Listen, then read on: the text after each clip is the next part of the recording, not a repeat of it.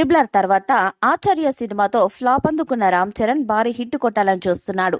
అందుకే India top director Shankar తో cinema చేస్తున్నారు. రామ్ చరణ్ శంకర్ కాంబినేషన్ లో వస్తున్న సినిమా గేమ్ చేంజర్. ఈ సినిమాపై మంచి అంచనాలున్నాయి.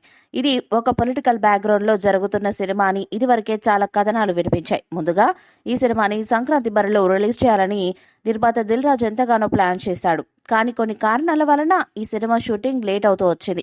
ఇకపోతే ఈ సినిమాని ఇప్పుడు అక్టోబర్ 2న గాని దసరా కానుకగా అక్టోబర్ 12న గాని రిలీజ్ చేయనున్నట్లు వార్తలు వినిపిస్తున్నాయి. ఏదేమైనా వీరిద్దరి కాంబినేషన్ లో వస్తున్న ఈ సినిమాపై మంచి అంచనాలు నెలకొన్నాయి. దీనికి తమన్ సంగీతం అందిస్తున్నాడు.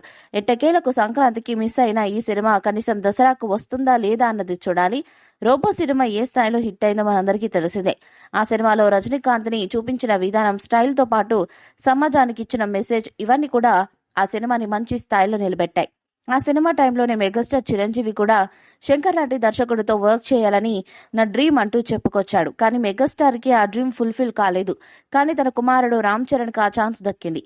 ఇప్పటికే విడుదలైన cherry first look mega fans కి విశేషంగా ఆకట్టుకుంది. అయితే చాలా కాలంగా ఈ మూవీ నుంచి మరో అప్డేట్ లేకపోవడంతో ఫ్యాన్స్ కాస్త నిరాశలో ఉన్నారు. ఈ నేపథ్యంలో వారిని ఉత్సాహపరిచే ఓ ఆసక్తికరమైన న్యూస్ ఇప్పుడు సోషల్ మీడియాలో చక్కర్లు కొడుతుంది.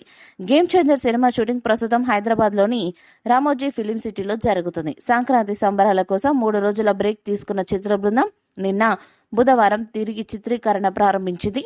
ఈ సినిమా షూటింగ్ లో రామ్ చరణ్ తో పాటుగా సునీల్, రఘుబాబు వంటి పలువురు ప్రధాన నటీనటులు పాల్గొన్నట్లు తెలుస్తుంది. జనవరి 21, 22 వరకు జరగనున్న ఈ షెడ్యూల్లో కొన్ని కీలక సన్నివేశాలను చిత్రీకరించనున్నారట. గేమ్ చేంజర్ మూవీపై మీ అభిప్రాయాన్ని కామెంట్ బాక్స్ లో తెలియజేయండి. ఈ వీడియో మీకు నచ్చితే లైక్ చేయండి, షేర్ చేయండి, కామెంట్ చేయండి. మరిన్ని అప్డేట్స్ కోసం మన ఛానల్ ని సబ్స్క్రైబ్ చేయండి. అలానే పక్కనే ఉన్న గంట సింబల్ గట్టిగా కొట్టండి.